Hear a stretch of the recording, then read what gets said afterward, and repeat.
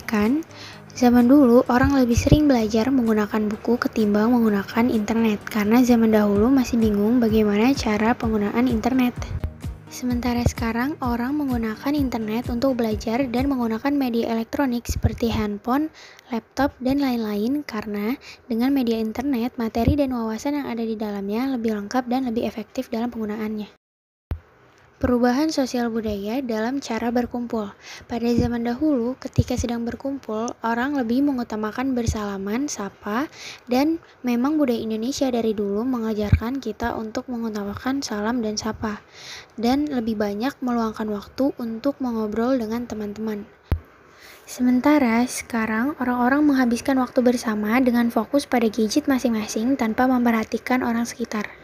Perbedaan sosial budaya selanjutnya dalam cara meminta maaf. Pada zaman dahulu, orang lebih mementingkan perasaan orang lain dan tidak sungkan untuk meminta maaf bila melakukan kesalahan, karena pada hakikatnya orang Indonesia adalah orang yang ramah dan sopan.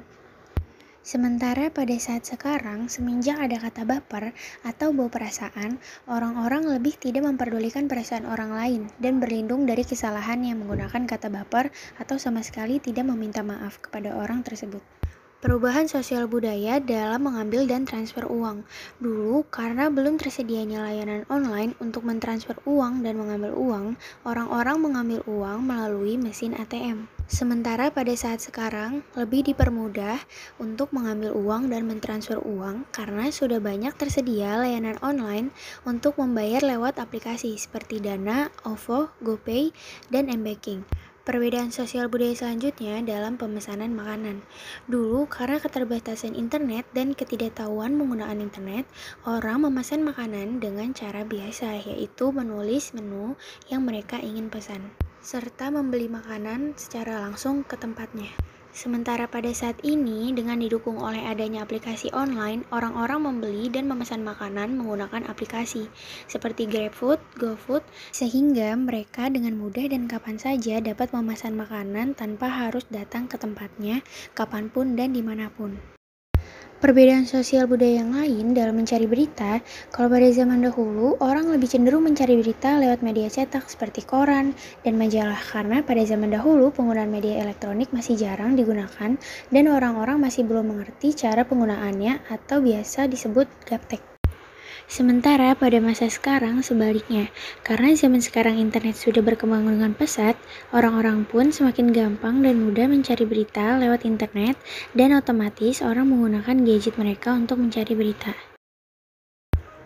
Pada hakikatnya, konflik merupakan suatu pertarungan menang atau kalah antar kelompok atau perorangan yang berbeda kepentingannya satu sama lain dalam organisasi. Atau dengan kata lain, konflik adalah segala macam interaksi pertentangan atau antagonistik antara dua atau lebih pihak. Pertentangan kepentingan ini berbeda dalam intensitasnya tergantung pada sarana yang dipakai. Masing-masing ingin membela nilai-nilai yang telah menganggap mereka benar dan memaksa pihak lain untuk mengakui nilai-nilai tersebut, baik secara halus maupun keras. Timbulnya konflik berangkat dari kondisi kemajemukan struktur masyarakat dan konflik merupakan fenomena yang sering terjadi sepanjang proses kehidupan manusia. Dari sudut manapun, kita melihat konflik bahwa konflik tidak bisa dipisahkan dari kehidupan sosial. Di dalam kenyataan kehidupan manusia, dimanapun dan kapanpun selalu ada bentrokan sikap-sikap, pendapat-pendapat, perilaku-perilaku, tujuan-tujuan, dan kebutuhan-kebutuhan yang selalu bertentangan, sehingga proses yang demikian itulah yang akan mengarah pada suatu perubahan. Konflik pada umumnya berlatar belakang adanya perbedaan. Perbedaan sendiri adalah bagian yang tak terpisahkan dari realitas kehidupan. Perbedaan bisa menjadi potensi, bisa menjadi persoalan. Menjadi potensi jika dipahami secara baik dan dikelola secara konstruktif, agar semakin memperkaya makna hidup. Bisa menjadi persoalan jika kemudian berkembang menjadi bentuk penyelesaian dengan cara-cara kekerasan. Konflik juga dapat bernilai positif, yaitu pada saat konflik bisa dikelola secara arif dan bijaksana. Di sini, konflik bisa mendinamisasi proses sosial dan bersifat konstruktif bagi perubahan sosial masyarakat dan tidak menghadirkan kekerasan, sehingga konflik bisa dikonotasikan sebagai sumber perubahan. Konflik dilatar belakangi oleh perbedaan ciri-ciri yang dibawa individu dalam suatu interaksi. Perbedaan-perbedaan tersebut diantaranya adalah menyangkut ciri fisik, kepandaian, pengetahuan, adat istiadat, keyakinan, dan lain sebagainya, dengan dibawa sertanya ciri-ciri individual dalam interaksi sosial. Konflik merupakan situasi yang wajar dalam setiap masyarakat, dan tidak satupun masyarakat yang tidak pernah mengalami konflik antar anggotanya atau dengan kelompok masyarakat lainnya. Konflik hanya akan hilang bersama dengan hilangnya masyarakat itu sendiri. Menurut Kreisberg, pengertian konflik sosial yaitu hubungan dua atau lebih pihak yang memiliki keyakinan bahwa mereka masing-masing mempunyai tujuan yang berbeda. Konflik antar budaya pada dasarnya sama dengan definisi sebelumnya, hanya ditambahkan faktor bahwa pihak-pihak yang terlibat di dalamnya berasal dari latar belakang budaya yang berbeda, dan budaya yang merupakan hal yang paling berperan di dalam perbedaan antara kedua belah pihak. Karena pada kenyataannya, karakter budaya cenderung memperkenalkan seorang kepada pengalaman-pengalaman yang berbeda sehingga membawa kepada persepsi yang berbeda-beda atas dunia eksternal. Manajemen konflik.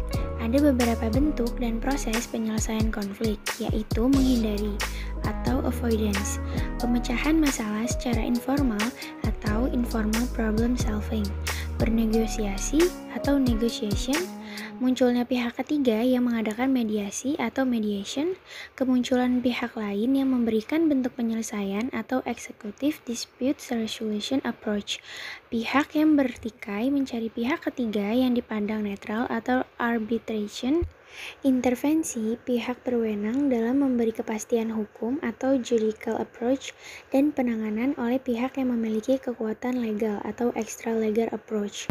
Menurut Ralph Dahrendorf, pengaturan konflik yang efektif sangat bergantung pada 3 faktor, yaitu yang pertama, kedua pihak harus mengakui kenyataan dan situasi konflik yang terjadi di antara mereka.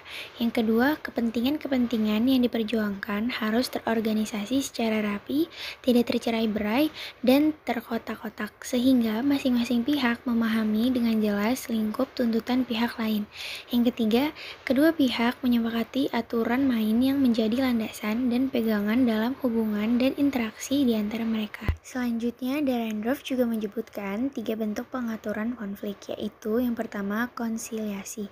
Parlemen dalam mana semua pihak berdiskusi dan berdebat secara terbuka dan mendalam untuk mencapai kesepakatan tanpa ada pihak-pihak yang memonopoli pembicaraan dan memaksakan kehendak. Kebanyakan konflik politik disalurkan dan diatur dengan bentuk konsiliasi. 2. Mediasi. Kedua pihak sepakat mencari nasihat dari pihak ketiga atau seorang mediator berupa tokoh, ahli, atau lembaga tertentu yang dipandang mempunyai pengetahuan dan keahlian yang mendalam mengenai hal yang dipertentangkan. Tetapi nasihat yang diberikan oleh mediator ini tidak mengikat mereka. Ketiga, arbitrasi.